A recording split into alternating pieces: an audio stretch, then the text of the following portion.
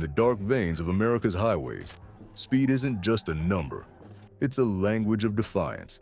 When the sirens ignite and red lights cut through the black, the chase becomes a silent war between power and precision. Troopers push steel to its limits, but some drivers move like ghosts, untouchable, unshakable, and unafraid. These are not adrenaline junkies. They're masters of the wheel. Tonight, we follow 6 nights when cops realized too late they were chasing professionals. Number 1, the vanishing Corvette. Left in there. Morning,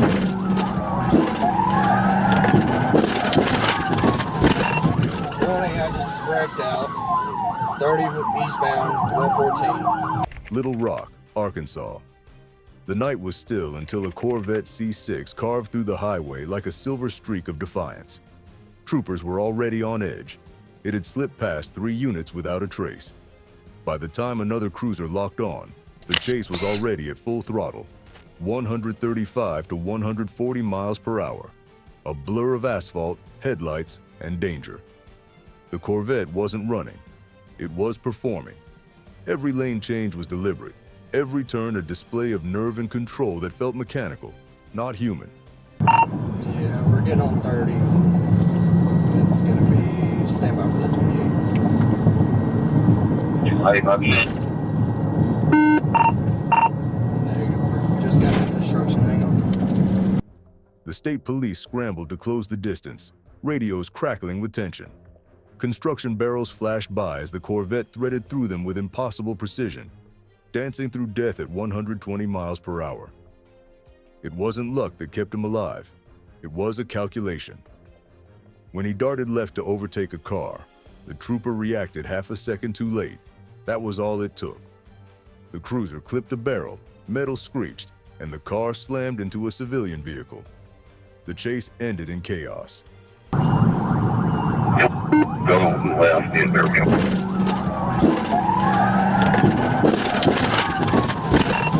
Morning, I just wrecked out. 30 eastbound, 1214. In the smoking aftermath, troopers searched the horizon, waiting for a glimpse of taillights. There were none. The Corvette had vanished into the night. The couple in the wrecked car survived, but the highway was left littered with debris, a scene of flashing blues and broken glass, the smell of burnt rubber in the air.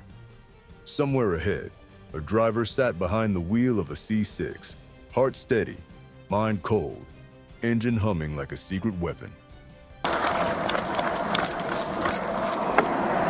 Hi. Roll the window down. Are y'all okay?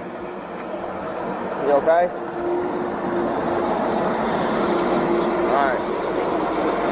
Yeah, I was trying to catch up to him. I was in pursuit of him, so. Alright. Are y'all hurt anywhere? Okay. Morning, Clock Central, they're saying they're not in. The department logged the incident as another failed pursuit, but whispers spread fast. This wasn't the first time a Corvette had slipped through the Arkansas net. Each time, it appeared out of nowhere, outran the best, and disappeared again. No spike strips, no traps, no IDs. Just the echo of an engine that taunted the troopers who chased it.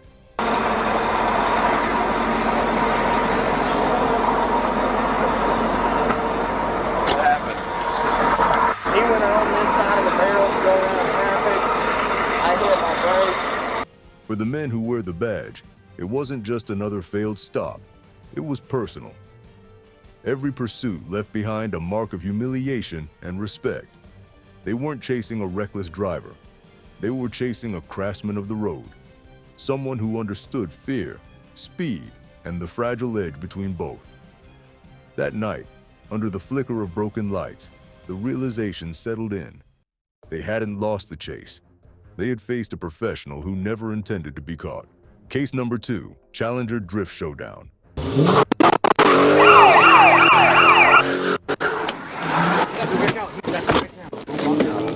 November 24, 2023. A chilly night in Little Rock turned electric when Trooper Blaine Lucas pulled over a Dodge Challenger for an unreadable temporary plate. It was supposed to be routine, but the instant his boots hit the pavement, the Challenger roared alive. Tires screamed, the rear end fishtailed, and in one motion, the car slid sideways into a perfect drift before launching forward like a missile. Within seconds, the radar read 140 miles per hour and rising. 2024.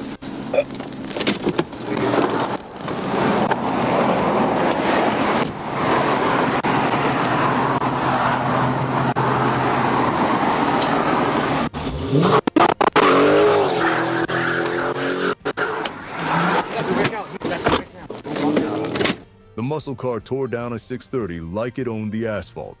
The engine's growl echoed between overpasses, rattling every window it passed. Lucas barely had time to react. He hit the sirens, radioed for backup, and pushed his cruiser into overdrive. But at these speeds, even the air felt hostile. Wind resistance screamed against the car, every vibration hinting that one wrong touch could mean disaster. The Challenger, on the other hand, moved like it was built for chaos.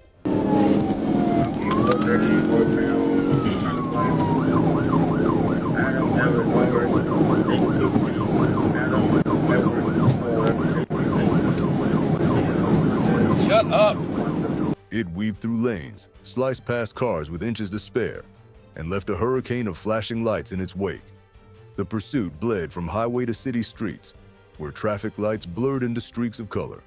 Civilians hit their brakes in panic, headlights swerving out of the way as the Challenger ripped through intersections with a precision that felt practiced. Every corner it took was deliberate, every throttle press controlled.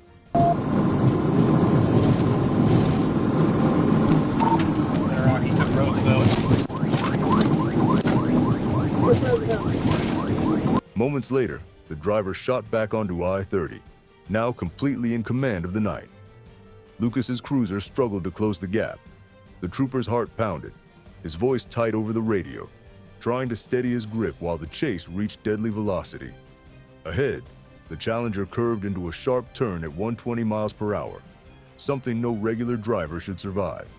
But it held perfectly. Getting on 30 eastbound. Getting on 30. Back at headquarters, the footage became legend. The way it drifted, the way it moved, it wasn't panic driving. It was performance art. That night, troopers learned the terrifying truth. They weren't chasing thrill seekers. They were chasing professionals who knew exactly how to make the law lose control. Case 3, the Red Ghost Camaro. This one on the left shoulder.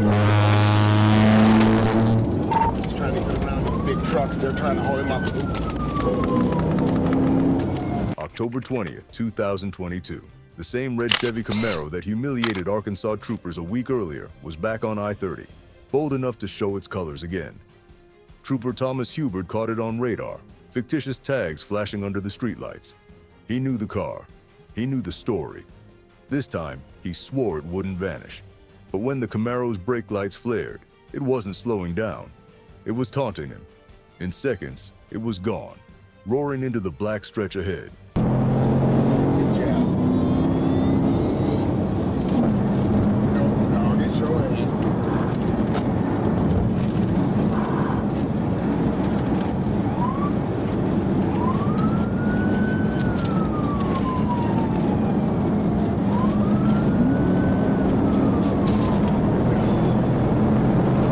Hubbard engaged pursuit, tires clawing at the asphalt. Speeds climbed past 130. Radios filled with clipped reports, and adrenaline turned minutes into blinks. The Camaro wasn't just fast, it was calculating. It threaded between semis, brushed highway shoulders, and skimmed mirrors without a single skid. Every turn of the wheel was instinctual, almost rehearsed.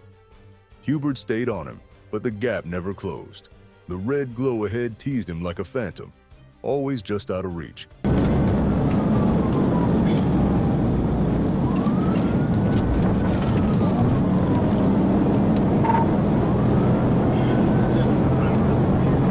As traffic thickened, Hubert's options vanished. The Camaro sliced between two trucks in a move so tight the dashcam caught sparks, then reappeared yards ahead. The cruiser couldn't follow. The weight difference was lethal at that speed. One wrong turn, and the patrol car would flip. Hubert held on, fighting to keep control, his view framed by endless red taillights vanishing into the horizon.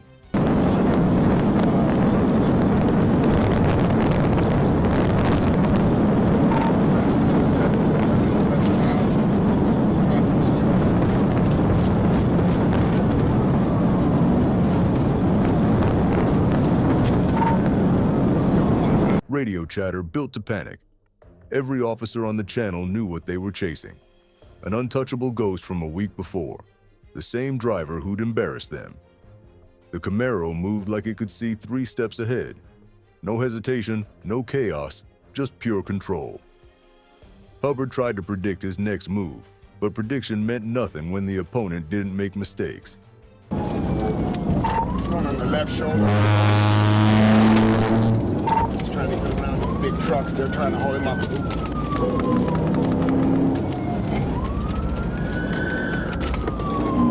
For the Arkansas State Police, it wasn't just another failed pursuit. It was personal humiliation captured in high definition. The body cam footage showed skill so fluid it defied reason. A driver who turned the highway into his private racetrack. From that night forward, troopers called it the Red Ghost. Because every time they thought they had him, he simply disappeared, leaving nothing but the echo of an engine and the sting of defeat. Case 4, the GTR Phantom.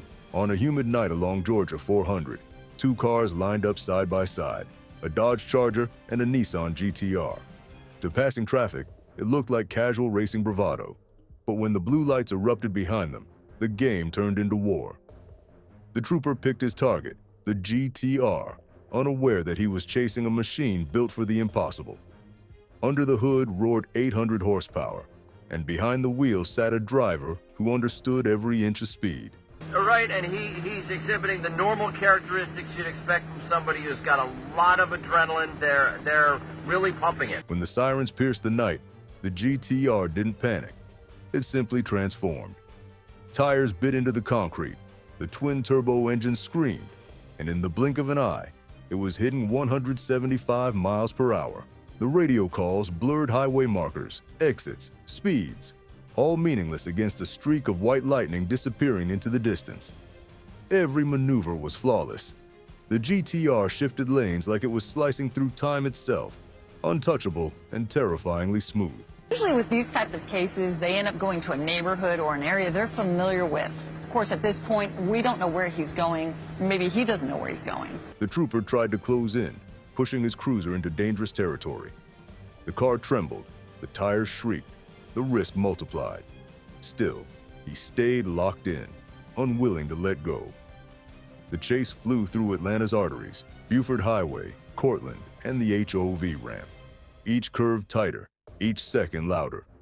The GTR danced through the chaos, weaving through headlights, slicing between vehicles with inches to spare. He's flying off that. You see that car diving out of the way there. He's going to go straight through that street and continue now on this. All right, Gil. At one point, the trooper lined up for a pit attempt, his bumper trembling just feet from the target. But the GTR swerved toward the wall, cutting off the angle with chilling precision. A single miscalculation, and both cars would have become twisted wrecks of fire. The officer backed off, his heart pounding through his vest, watching the taillights pull away once again. Number 5, the Infiniti Mirage. April 15, 2023. The interstate was quiet when Trooper Billy Martin spotted an Infiniti G37 slicing through traffic like a blade through silk. The radar flashed triple digits before he even hit his siren. Within seconds, the Infiniti roared past the limit, its taillights carving red trails into the night sky. The trooper flipped his lights on, but the suspect didn't flinch. What followed wasn't a chase, it was a display. The kind that turns officers into spectators and the highway into a stage. B102. East Drive Rick. 23 to 4, you want to cross state lines on this one? Martin's cruiser surged forward, the speedometer climbing past 150. The pursuit tore through the empty lanes, headlights bending through curves as the Infiniti danced with danger. Every move was deliberate. When semis clogged the right lane, The driver threaded through the narrow space between them with surgical precision. The G37 was heavy but agile, moving with a rhythm that felt orchestrated. It wasn't running from the police. It was outpacing them with style. 45 right now. I'm at 140. Had the 283 pass on.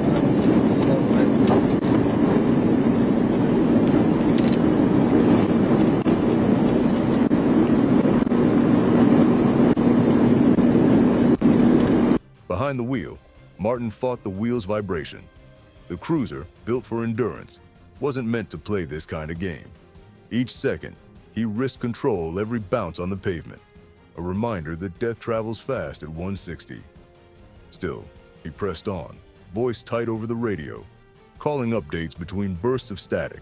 Ahead, the Infinity sliced through another wave of cars, the red tail lights stretching thinner until they vanished into the darkness.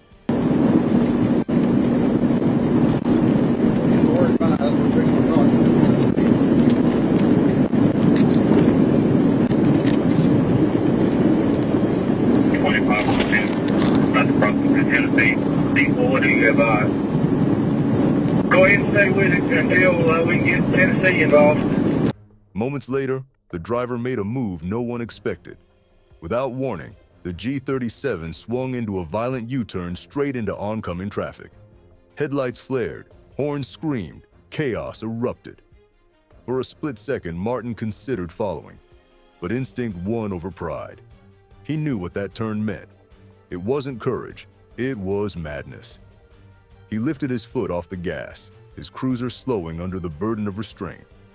The Infinity disappeared into the blur of opposing lights, swallowed whole by the night. He's going the wrong way. He's going the wrong way.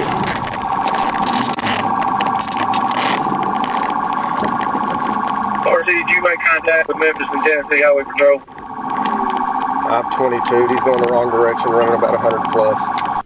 When the command called off the pursuit, the silence in Martin's car was suffocating. No arrest, no wreck, just the echo of what could have been a disaster. The footage would later be reviewed frame by frame, every reckless turn, every perfect maneuver, and the conclusion was the same. Case 6, the final Hellcat duel, in another humid Arkansas night, the kind that hums with static before something violent begins. Trooper Tanner Crossland clocked a Dodge Charger Hellcat roaring past with casual arrogance, bright lights, heavy engine, no fear. When he hit the sirens, the Charger didn't hesitate. It bolted. Within seconds, the speedometer soared past 150, headlights fading into streaks of motion. Crossland knew exactly what this was. Not a runner, a challenger. The kind who doesn't play games, he writes them. E38 time left, 1024. The Hellcat's engine screamed through the silence, its exhaust echoing off the overpasses. It moved like it knew every inch of the road, using the shadows and the curves to break the line of sight. Crossland's cruiser pushed past its limit, shaking under the pressure. The highway lights stretched into golden ribbons, the world reduced to blur and noise. For 10 minutes, both machines existed in a vacuum of speed, one hunting, one fleeing, neither willing to stop. We're approaching the 28. Bravo 830, 810. Speed's 134. Could be a black Charger, RT. Suddenly, the Hellcat cut its lights. Darkness swallowed it whole. The trooper saw nothing but faint tire sparks ahead. A brake check followed a violent, deliberate. Crossland swerved, barely avoiding a collision. The Hellcat darted off-road, tires exploding through dirt. But physics caught up. One tire shredded instantly, sparks shot from the rim, and the car's speed bled away.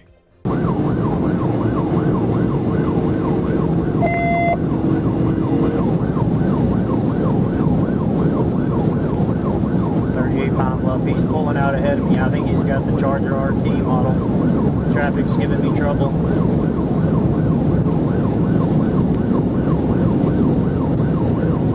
Crossland took the opening. He called for backup, circled wide, and matched the Hellcat's broken rhythm. The chase snaked through local streets, Marketplace, Highway 5, Woody Drive, each name forever etched into another page of Arkansas pursuit history. The driver was desperate now, his wounded car limping, headlights flickering like a dying animal. Crossland closed in, voice steady, pulse cold. When the moment came, he turned the wheel, executed a perfect pit maneuver, and ended it. The driver was pulled from the wreck, check sweat, fear, and defeat mixing under the flashing lights. Another self-proclaimed racer undone by arrogance. But for Crossland, it wasn't a triumph. It was confirmation. These weren't amateurs anymore. These were professional drivers who studied law enforcement patterns, road layouts, and mechanical limits. That night, under a haze of smoke and flashing blue, the truth was undeniable. The streets had evolved, and the cops were no longer chasing criminals. They were chasing legends,